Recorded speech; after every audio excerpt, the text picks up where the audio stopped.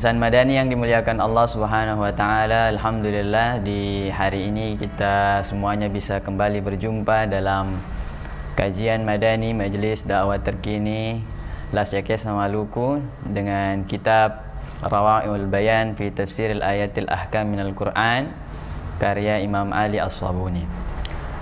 Pada pertemuan sebelumnya kita sudah membahas tentang sihir, bagaimana orang-orang Bani Israel mencampakkan kitab yang telah diberikan kepada mereka serta menggantinya dengan yang lainnya dan tidak menerima apa yang kemudian datang daripada Nabi Allah Sulaiman alaihissalam. Mereka kemudian mencari-cari kitab yang dikabarkan bahwa menulis di dalamnya atau tertulis di dalamnya berbagai macam sihir yang dipergunakan oleh Sulaiman untuk menguasai bangsa jin dan bangsa manusia. Tentu itu sudah kita jelaskan pada pertemuan sebelumnya, bagaimana Allah Subhanahu wa taala menegaskan kepada kita semuanya, wa ma kafar Sulaiman walakinna syayatina kafaru. Dan Sulaiman itu bukan termasuk orang yang ingkar terhadap Allah, melainkan syaitanlah yang kemudian ingkar terhadap Allah Subhanahu wa taala. Di pertemuan kali ini Insan Madani yang dimuliakan Allah Subhanahu wa taala, kita akan mencoba mengurai bagaimana sihir itu di dalam pandangan agama Islam, bagaimana hukumnya, apakah mempelajari sihir ini dibolehkan dalam agama kita, dan bagaimana praktek-praktek sihir yang kemudian bisa kita urai ataupun kemudian yang terjadi di masyarakat ataupun di kalangan sebagian orang. Maka hari ini insya Allah kita akan berusaha untuk menjelaskan dan menguraikan itu semuanya. Di dalam Al-Ahkam Asy-Syar'iyyah yang kemudian ditulis oleh Imam Ali dalam kitabnya, hukum pertama daripada ayat Quran yang telah kita jelaskan itu adalah hal sihir. Apakah sihir haqiqah wa ta'thirun fil waqi'? Apakah sihir ini punya perwujudan dan punya dampak dalam kehidupan yang nyata? Maka bisa kita rasakan dan bayangkan bagaimana sihir ini, apakah dia dapat terwujud, ya, misalnya seseorang bisa terbang, ya, atau berjalan di atas air, atau ketika kena benda tajam dia tidak terluka dan seterusnya. Apakah ini memang benar-benar sesuatu yang bisa terjadi dalam kehidupan nyata, dan apakah ada dampaknya bagi kehidupan manusia? Nah, ini hukum pertama daripada ayat yang kemudian kita bacakan tadi. Ada perselisihan, kemudian ada sedikit perbedaan antara pemahaman Ahlus Sunnah wal Jamaah dengan pemahaman yang kemudian diyakini oleh sekelompok yang dimenamakan namanya dengan Mu'tazilah.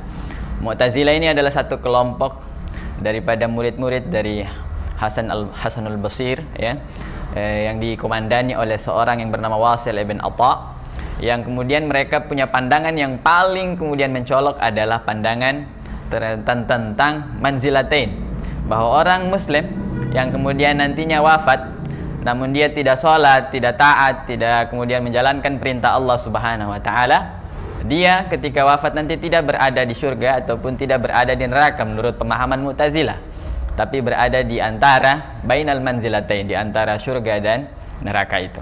Nah, pelopornya adalah Wasil bin Atha, dan di dalam kitab ini sengaja saya rasa Imam Ali As-Sabuni kemudian memberikan pemaparan tentang pandangan mereka, karena untuk membedakan bagaimana Ahlus Sunnah wal Jamaah berpandangan tentang sihir itu sendiri, dan kemudian bagaimana orang-orang pemahaman Mu'tazilah memahami sihir itu.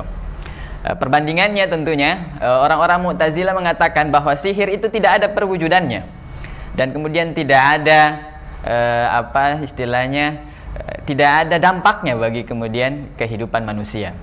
Nah, kemudian Imam Ali mengatakan orang-orang Mu'tazilah itu menganggap sihir itu paling tidak di beberapa praktek saja, ya.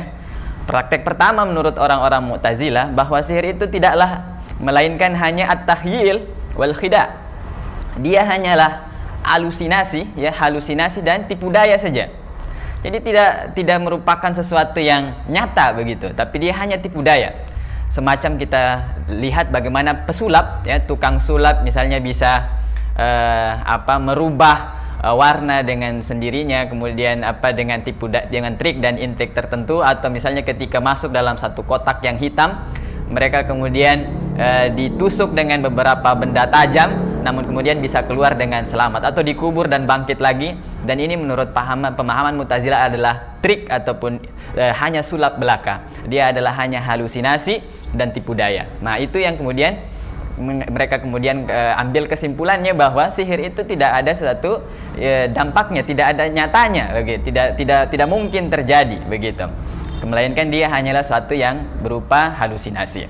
Misalnya juga kemudian mereka menguraikan bagaimana ketika Nabi Allah Musa dan tukang sihir daripada Raja Fir'aun kemudian bisa menggerakkan tali yang kemudian dipertontonkan kepada semua manusia yang hadir pada saat itu.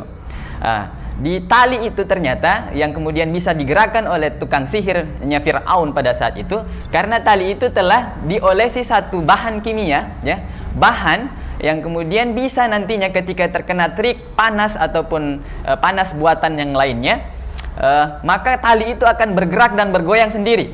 Nah, ini yang kemudian mereka anggap menjadi ternyata sihir itu bukanlah sesuatu yang nyata, melainkan dia hanyalah sesuatu yang merupakan halusinasi dan tipu daya belaka, sebagaimana yang dilakukan oleh para tukang sulap, begitu. Jadi biasanya insan Madani yang dimuliakan Allah Subhanahu wa taala, tukang sulap itu sudah dibekali atau sudah ada di belakang mereka masing-masing adalah teknisi, baik itu yang akan membuat kotaknya ataupun yang kemudian bisa mengganti, ada burung yang dimatikan dan kemudian burung yang hidup kembali seketika, kemudian kita lihat di layar TV misalnya. Nah, itu sudah kemudian merupakan trik yang kemudian mereka mainkan dengan bantuan para teknisi yang berada di belakang mereka. Ini yang pertama menurut pemahaman Mu'tazilah, bahwa tidaklah sihir itu ada, melainkan dia hanyalah halusinasi dan tipu daya belaka. Begitu juga dengan praktek misalnya yang kita dapatkan menurut mereka tentang perdukunan dan tukang ramal. Nah, perdukunan dan tukang ramal ini menurut mereka juga bukan sesuatu yang nyata, melainkan mereka telah bekerja sama ataupun berkolaborasi dengan orang tertentu untuk kemudian bisa mendapatkan informasi ataupun data mengenai klien yang kemudian datang pada mereka. Misalnya ketika klien ini calon kliennya ini datang atau hendak datang, sudah ada informasi terlebih dahulu dari orang-orang terdekatnya, begitu. Oh, si fulan atau si fulana misalnya menderita penyakit tertentu, begitu. Maka ketika dia datang, si dukun tadi atau tukang ramal tadi itu sudah kemudian langsung mengatakan, saya sudah tahu apa yang hendak engkau keluhkan pada saya, saya sudah tahu apa yang engkau mau, begitu. Atau saya tahu bahwa kau ingin mencari jodoh misalnya, sehingga mungkin saja nanti mereka bilang di tanggal sekian, bulan sekian, maka akan ada seorang laki atau seorang perempuan yang datang dan seterusnya. Itu tidak semua terjadi menurut mereka, melainkan itu hanyalah sebuah kolaborasi antara seorang tukang atau dukun itu dengan tukang ramal itu, dengan orang-orang yang memiliki informasi dan data yang valid tentang kliennya. Nah, ini praktek kedua yang menurut mereka terjadi di tengah-tengah masyarakat kita tentang sihir itu, gitu. Thalitsan wa durubu akhar min as-sihr wa tariqatun namimah, ya. Bisa jadi menurut mereka sihir itu terjadi karena dengan jalan namimah, dengan jalan adu domba. Nah, contohnya misalnya seorang dukun, ya, seorang yang ingin mengadu domba antara pasangan suami dan istri, mengabarkan pada istrinya, ya, mengabarkan pada istrinya bahwa kalau kau mau saya langgengkan hubunganmu dengan suamimu, ambil 3 helai malam hari ini rambut suamimu yang berada di dagunya, ya, berarti jenggotnya, dengan menggunakan silet ataupun pisau cukur, begitu. Nah, kemudian karena istri ini tadi pengen langgeng, pengen kemudian harmonis suasana rumah tangganya, maka kemudian malam hari itu juga dia berniat untuk mengambil 3 helai urat jenggot suaminya dengan pisau cukur, begitu. Namun sebelum itu terjadi, seorang dukun ini tadi, seorang yang ingin memecah belah tadi itu, kemudian mengatakan lagi berita kepada suaminya bahwa istrimu itu telah ingin berpisah denganmu, dan sebentar malam nanti kalau kau tidak percaya dengan saya, dia akan ambil pisau dan kemudian menggorok lehermu. Begitu. Akhirnya malam kemudian menjelang, suami dan istri saling berjaga. Istri menjaga kapan suaminya tidur untuk mengambil 3 helai urat jenggotnya. Kemudian suami menjaga kebenaran perkataan si dukun tadi atau si tukang sihir tadi itu, bahwa apakah betul istrinya akan menggorok lehernya dia di waktu dia tidur. Jadi akhirnya ketika si istri ingin mengambil urat jenggotnya tadi itu, 3 helai jenggotnya itu tadi, maka suaminya membuka mata dan terjadilah cekcok dan kemudian kerusakan rumah tangga. Ini yang kemudian mereka katakan sebagai tidaklah sihir itu melainkan hanya sebuah trik adu domba saja, ataupun hanya bersifat perkara yang ingin menjauhkan orang dengan cara yang menghasut dan seterusnya. Insan Madani yang dirahmati Allah Subhanahu wa taala, dan juga ini jika seandainya kita kemudian mengatakan bahwa dampak daripada sihir itu tidak ada, dan kemudian asarnya ataupun kenyataannya sihir itu tidak ada, maka ini tentunya sangat ditentang oleh pemahaman Ahlus Sunnah wal Jamaah. Memang di sini disebutkan bahwa perkataan Al-Jassas tentang mengenai bagaimana orang-orang Mu'tazilah menganggap itu sebagai sesuatu yang tidak ada. Al-Jassas ini sendiri adalah Abu Bakar, ya, Abu Bakar Ahmad bin Ali Al-Jassas, seorang syekh dari madhab Hanafi, ya, dari madhab Hanafi dikenal Al-Jassas ini. Memang Al-Jassas mengatakan jika seandainya sihir itu merupakan bentuk daripada tipu daya sebagaimana sulap, ataupun hanya namimah saja sebagaimana tadi yang kita ceritakan antara orang yang ingin memisahkan suami dan istrinya, atau dia hanyalah suatu kolaborasi antara tukang ramal ataupun tukang sihir itu dengan orang-orang tertentu dengan mendapatkan informasi dan data sebelumnya, maka tentu Imam Al-Jassas mengatakan ini tidak ada dampaknya, dan memang itu hanyalah sesuatu yang khayali, sesuatu yang halusinasi saja. Sehingga kemudian Imam Al-Jassas kemudian menganggap pandangan Mu'tazilah ini kalau iya di bagian daripada hanya trik itu memang betul. Tapi nanti di ujung dari percakapan Al-Jassas ini nanti kita akan temukan bahwa beliau juga menganggap orang yang belajar sihir itu nanti akan halal darahnya, atau dia bisa dikatakan kafir dan kemudian bisa dibunuh jika seandainya dengan sihirnya dia membunuh. Ini berarti bahwa Al-Jassas bukan berada pada pemahaman Mu'tazilah, melainkan jika seandainya sihir itu hanyalah sebagai sebuah trik, sulap dan lain-lain, maka memang bukanlah sesuatu yang berdampak begitu atau tidak ada dalam kenyataannya.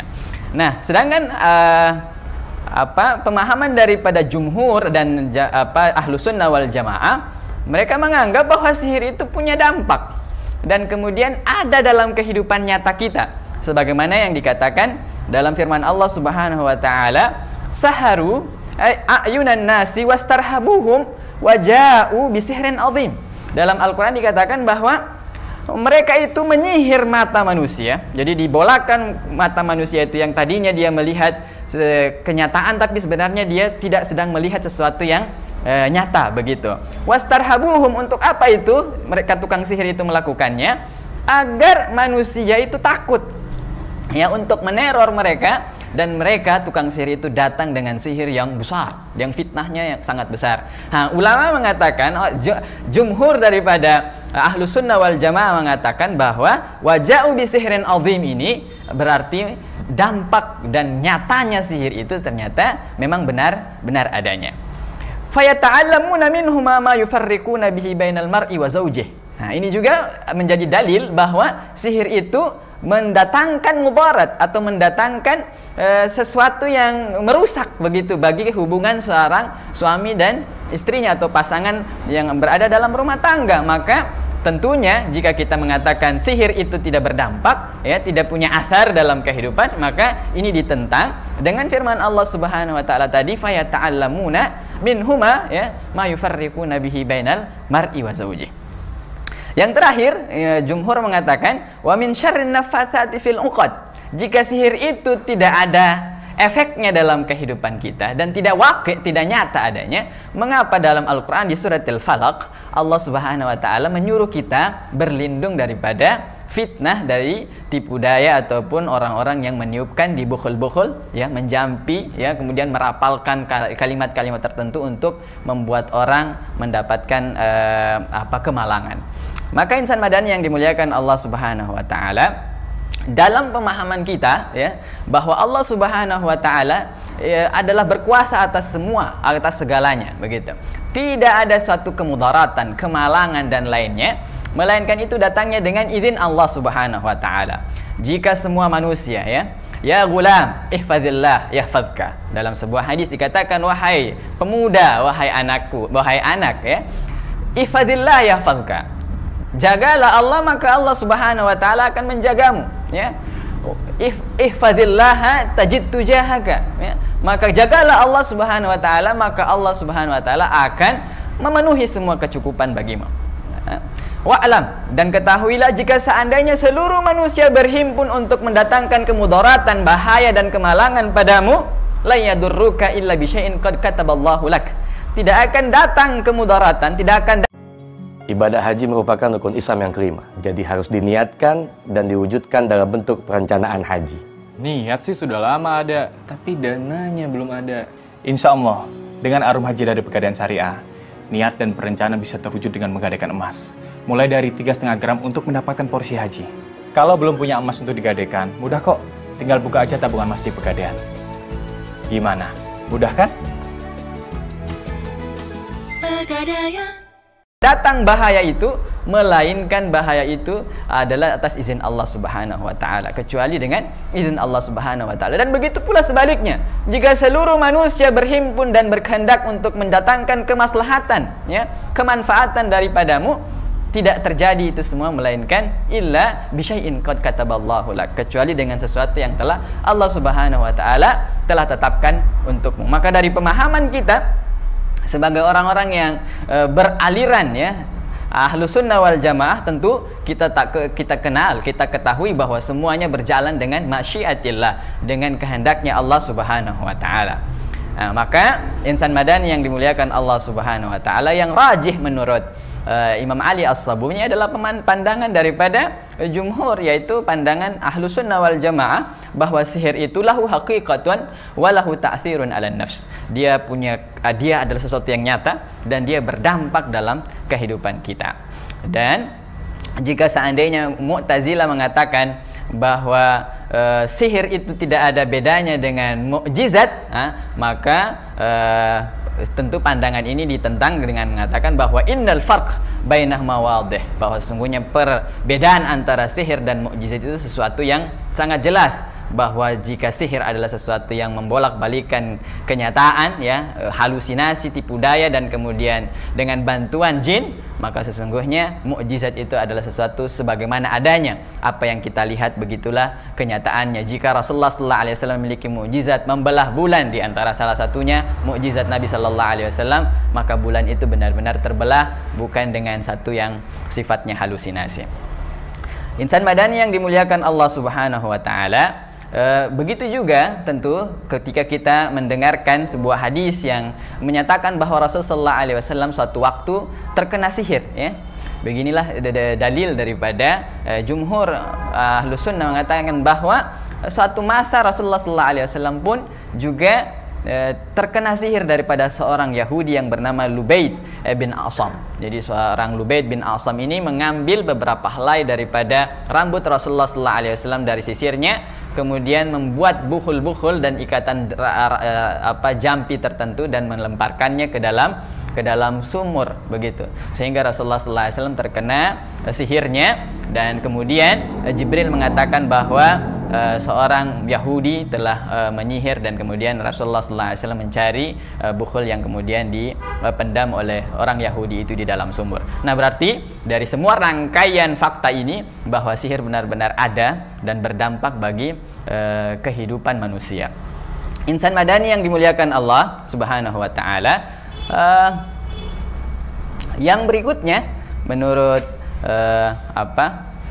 Imam Abu Hayyan ya. Jadi kalau kita mau rangkaikan apa saja sihir itu dan bagaimana praktek-prakteknya, dalam perkataan Ibnu Abu Hayyan mengatakan dalam tafsir Al-Bahrul Muhit, beliau bilang sihir itu pertama dia adalah qalbul a'yun. Tidaklah sihir itu melainkan dia membolak-balikan mata kita. Jika seandainya kita lihat itu ular dari tongkat sebagaimana yang dilakukan oleh tukang sihirnya Fir'aun, maka sebenarnya itu bukan ular, tapi mata kita sedang dibuat berkhayal bahwa itu ular. Dan memang ada beberapa minuman tertentu, insan madan yang dimuliakan Allah Subhanahu wa taala, dari akar-akar tertentu atau dari zat tertentu. Kalau misalnya di sini disebutkan dimagul himar ya, otak keledai, jika seandainya kita makan ya, dia akan membuat kita berhalusinasi dan melihat sesuatu yang tidak sebenarnya ya. Begitu juga dengan ramuan-ramuan tertentu, jika seandainya kita minum dan kemudian kita ketika datang ke tukang sihir atau datang ke dukun disuruh minum itu, akhirnya kita kemudian merasakan ataupun melihat sesuatu yang tidak sebenarnya nyata adanya. Ini yang kemudian Ibnu Abu Hayyan mengatakan dia sihir itu pertama praktekomnya adalah qalbul a'yun. Dia adalah membolak-balikan penglihatan kita. Bahwa yang berikutnya juga bisa jadi sihir itu sebenarnya tipu sulap saja, trik dan intrik daripada sebagaimana yang kita kenal dengan sulap. Atau bisa jadi sihir itu adalah khidmatul jin ya. Jadi bisa jadi yang kita lakukan atau yang dilakukan oleh orang-orang yang menyihir itu, tukang sihir itu, dia dengan bantuan jin begitu. Dia bisa mengirimkan atau menjadikan beberapa bagian, merubah bagian-bagian elemen yang berada sudah dalam tubuh kita, baik itu darah, energi yang lainnya, dagingnya, kemudian merubah dengan rampaian jampi-jampi, rapalan jampi-jampi misalnya, sehingga darah kita tadi, energi yang sudah ada dalam tubuh kita tadi itu berubah ya, akhirnya menjadi paku, menjadi duri dan seterusnya dengan bantuan jin, dengan bantuan bacaan-bacaan tentu yang kemudian diajarkan oleh jin. Dan tentunya ini semuanya membutuhkan tumbal-tumbal tertentu daripada akidah kita ketika kita melakukannya. Berikutnya bisa jadi dia juga adalah jampi ya, dalam bentuk jampi-jampi ya. Jika seandainya Anda ingin dapat jodoh ataupun disukai oleh perempuan misalnya begitu, praktikumnya ya, sebutkan ini dan seterusnya, maka itu adalah bagian daripada jampi yang bisa berbentuk bisa juga dalam bentuk itu sihir ini. Yang kemudian berikutnya sihir itu insan madan yang dimuliakan Allah Subhanahu wa taala, murakkabun min kalimatin mazijatun bikufrin. Bisa jadi dia adalah rangkaian kalimat-kalimat kekafiran ya, kafir yang membawa kita kepada kekafiran. Inilah bentuk-bentuk dari sihir itu. Jadi bisa jadi dia bahasanya bahasa Arab atau tulisannya tulisan Arab, dibuat dalam sebuah jimat, tapi ternyata itu bukan kalimat-kalimat pujian terhadap Allah ataupun dia bukanlah Al-Quran, melainkan dia adalah kalimat-kalimat kekafiran. Maka inilah bentuk sihir yang pertama atau hukum pertama daripada pembahasan kita tentang ayat-ayat sihir ini, yaitu sihir berdampak dan mempunyai sesuatu yang nyata ya, dia berdampak dan kemudian ada wujudnya ya, perwujudannya di dalam kehidupan kita ini. Berikutnya insan madan yang dimuliakan Allah Subhanahu wa taala, apakah boleh kita mempelajari sihir itu dan mengajarkannya? Ini hukum yang kedua. Ba'dul ulama dikatakan oleh Imam Ali As-Sabuni, termasuk di dalamnya Imam Fakhrul Razi, mengatakan bahwa boleh mempelajari sihir itu. Boleh mempelajari sihir itu. Tentunya kenapa mempelajarinya boleh? Pertama, karena kalau dia adalah seorang mufti, maka dia boleh mempelajarinya untuk kemudian dia mengenal itu sihir ketika terjadi pertentangan ataupun kasus-kasus tentang sihir, dia bisa membedakan mana sihir dan kemudian mana yang bukan sihir untuk seorang mufti. Juga yang kedua, beliau menganggap bahwa ilmu Allah Subhanahu wa taala termasuk sihir itu. Jadi keumuman daripada ilmu Allah Subhanahu wa taala, maka kita mempelajarinya juga dibolehkan. Nah, namun insan madan yang dimuliakan Allah Subhanahu wa taala, pandangan ini ditentang oleh pandangan jumhur ulama bahwa mempelajari sihir dan mengajarkan sihir itu sesuatu yang diharamkan Allah Subhanahu wa taala. Dalam segala bentuk jenisnya yang tadi kita sebutkan itu, ya, dalam segala bentuk jenisnya. Nanti di akhirnya kita akan temukan kalau seandainya dia hanya sekedar sulap, trik, kayak misalnya kita main tali, kita potong kemudian dia tersambung lagi dan seterusnya yang kita lihat di layar kaca kita belakangan ini, maka itu jatuhnya sampai pada tahap itu saja, jatuhnya dia di angka yang makruh, dia dihukum yang makruh, ya. Nah, tapi secara umum, ya, kalau itu adalah bantuan jin, kalau itu dia adalah dengan menggunakan ramuan tertentu untuk membuat kita berhalusinasi dan lain sebagainya, maka ulama jumhur mengatakan bahwa itu adalah sesuatu yang diharamkan Allah Subhanahu wa taala, ya, bahwa itu tidak dibolehkan dalam agama kita dan kemudian dihukumi ingkar terhadap apa yang datang dengan Rasulullah sallallahu alaihi wasallam. Nah, insan madani yang dimuliakan Allah Subhanahu wa taala, kenapa sebenarnya sihir itu diturunkan Allah Subhanahu wa taala di Babilonia, ya, kemudian diajarkan kepada manusia? Itu semuanya seperti kita mengatakan bahwa Allah Subhanahu wa taala menciptakan makhluk yang boleh kita makan dan boleh kita tidak makan. Ada misalnya hewan yang boleh kita makan dan ada yang tidak boleh kita makan. Kenapa Allah ciptakan kalau tidak boleh kita makan? Begitu juga dengan sihir ini. Kenapa Allah adakan tapi kemudian kita tidak boleh pelajari? Untuk apa itu insan madani yang dimuliakan Allah Subhanahu wa taala? Untuk menguji kita semuanya. Ini yang pertama. Kedua, tidak kita temukan riwayat-riwayat dalam asar-asar Rasulullah sallallahu alaihi wasallam, dari hadis Rasul sallallahu alaihi wasallam, melainkan kita diajarkan untuk membacakan rapalan, ya, merapalkan di dalam keseharian kita itu ayat-ayat yang membuat kita jauh daripada gangguan sihir, gitu. Bukan diajarkan rapalan tertentu untuk melakukan sihir, tapi yang diajarkan oleh Rasulullah SAW adalah rapalan atau ayat-ayat, ya, bacaan-bacaan untuk menjauhkan kita dari sihir. Mana mungkin, ya, kita dibolehkan untuk mempelajarinya, ya, atau untuk mendekatinya, sedangkan yang diajarkan adalah untuk kita menjauhinya. Misalnya sebuah contoh dari Abu Hurairah radhiyallahu taala anhu, ketika beliau diperintahkan untuk menjaga harta zakat di sebuah gudang.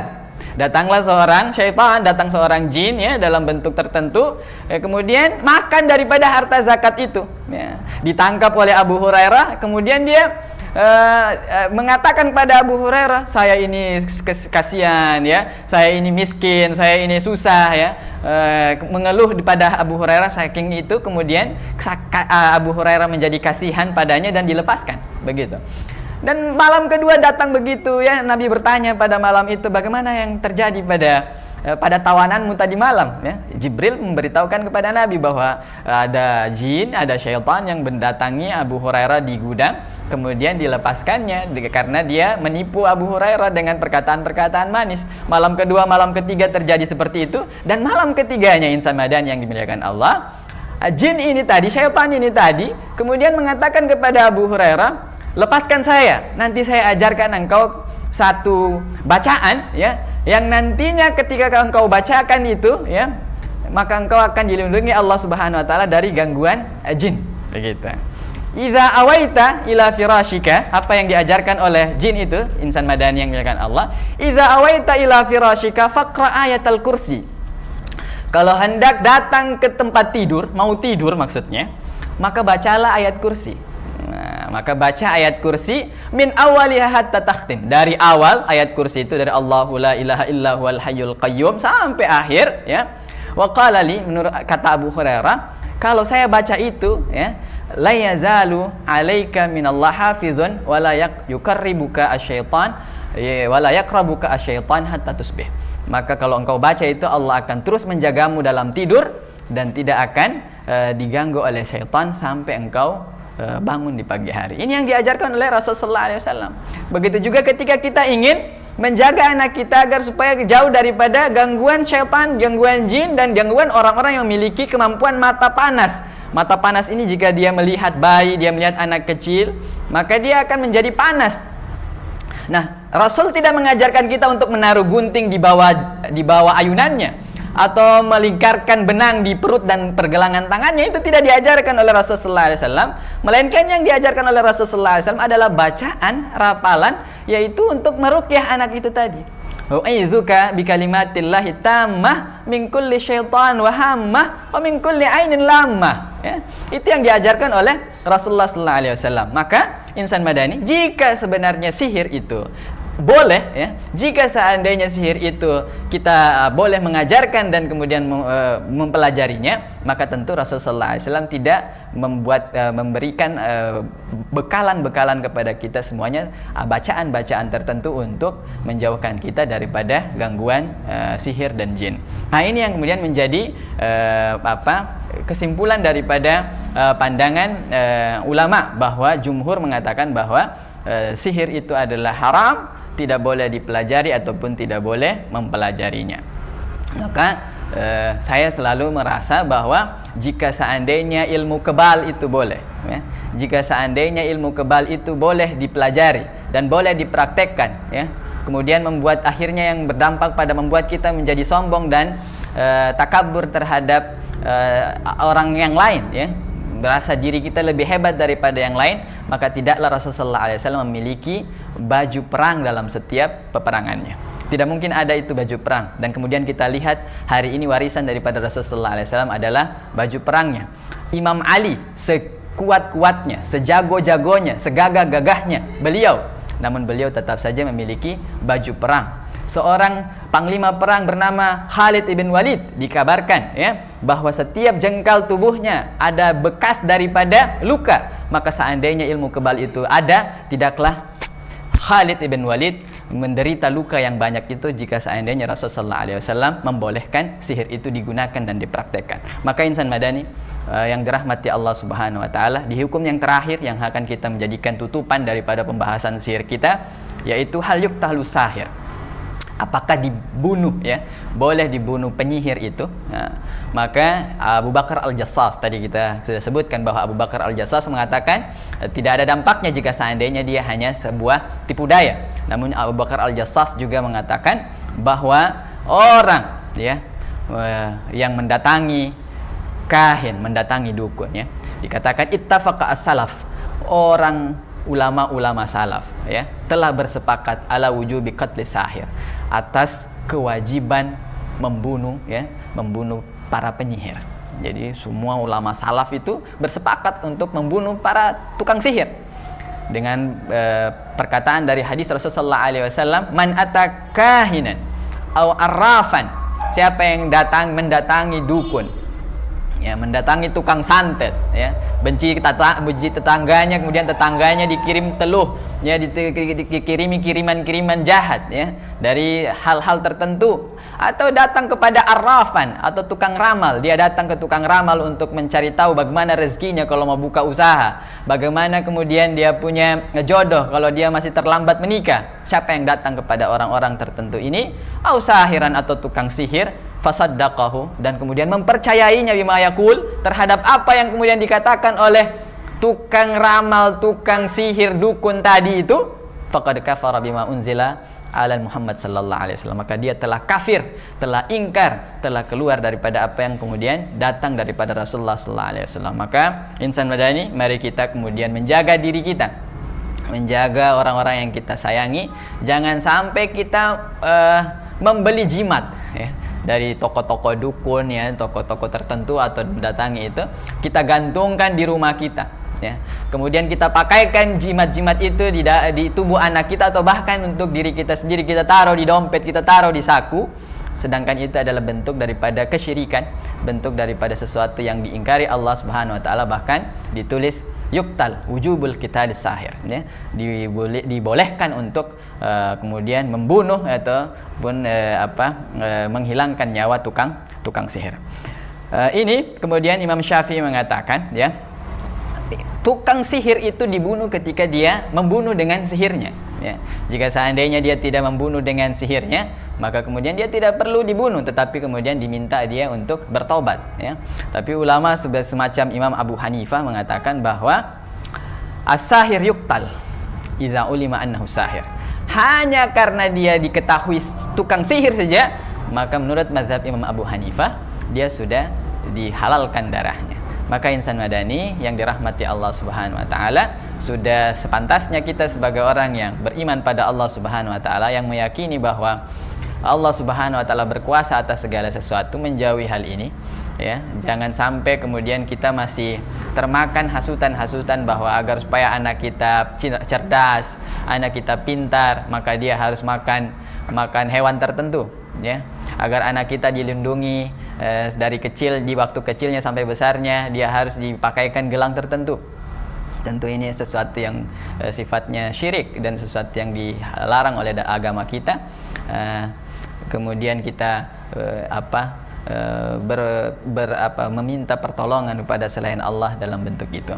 Nauzubillah tsumma nauzubillah min dzalik. Ini yang bisa kita bahas pada pembincangan kita tentang sihir, praktek-prakteknya, hukum-hukumnya, bahwa belajar, mengajar tentang sihir itu diharamkan Allah Subhanahu wa taala, meskipun itu ilmu yang berasal daripada Allah, tapi Allah ciptakan untuk membuat kita semuanya atau untuk menguji kita semuanya di alam dunia ini untuk sabar dan kemudian menjalani hidup kita sebagaimana manusia sebiasa-biasa mungkin. Hadanallahu ajma'in. Assalamualaikum warahmatullahi taala wabarakatuh.